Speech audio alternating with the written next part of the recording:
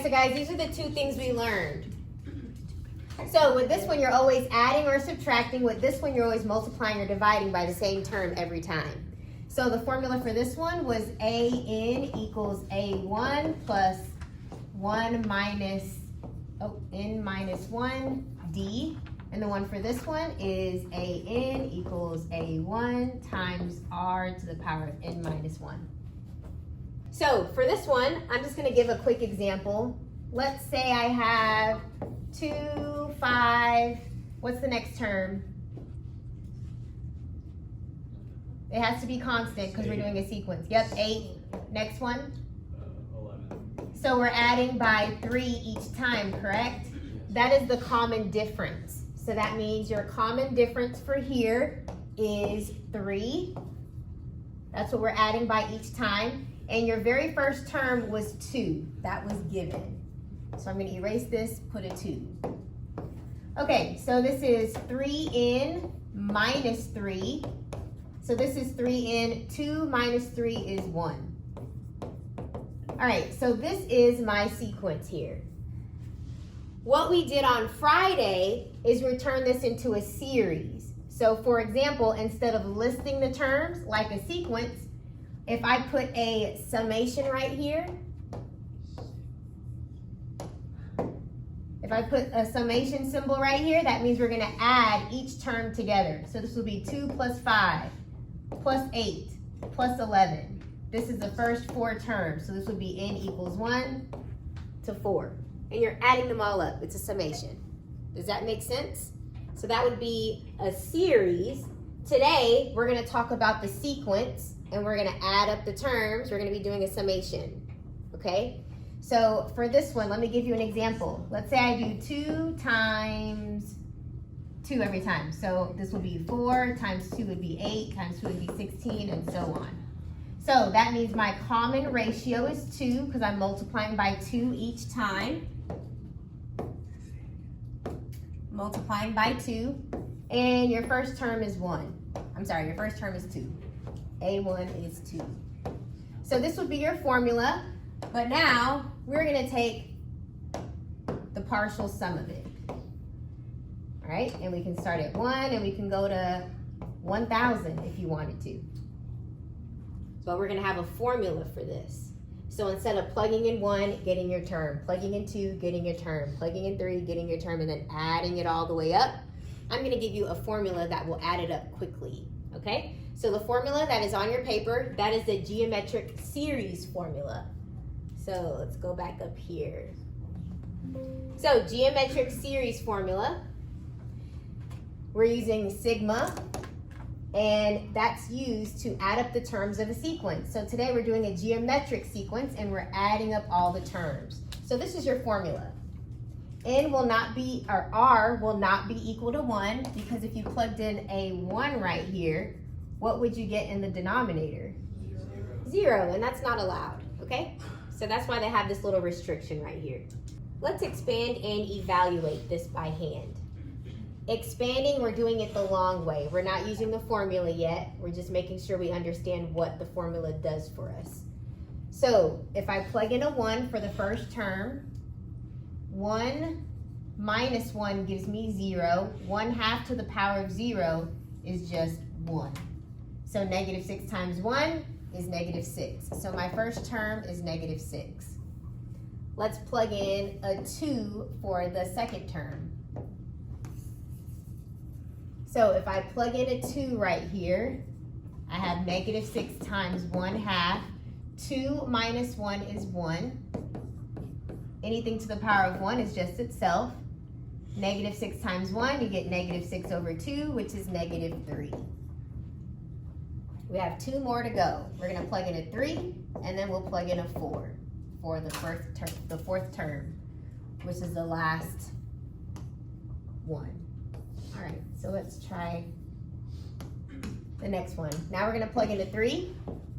3 minus 1, you get 2. 1 squared is 1. 2 squared is 4.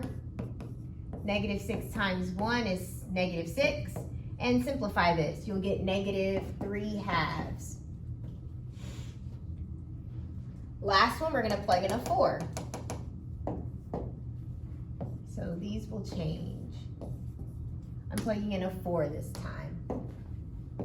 So 4 minus 1, you get 3 as your exponent. 1 cubed is 1, 2 cubed is 8. So you get negative 6 over 8.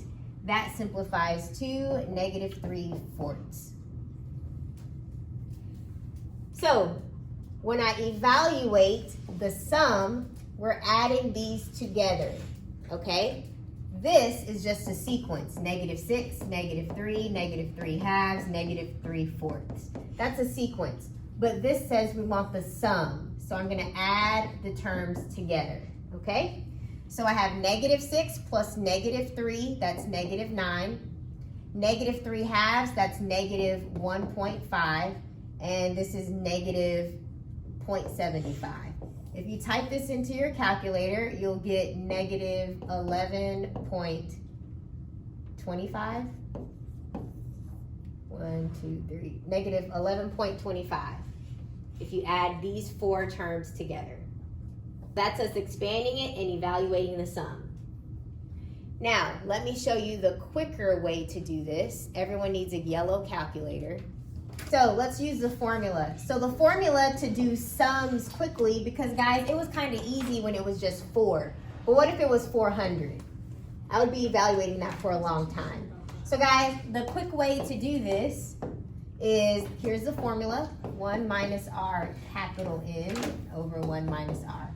Okay, so we said that our first term was a negative 6, and your r value is 1/2.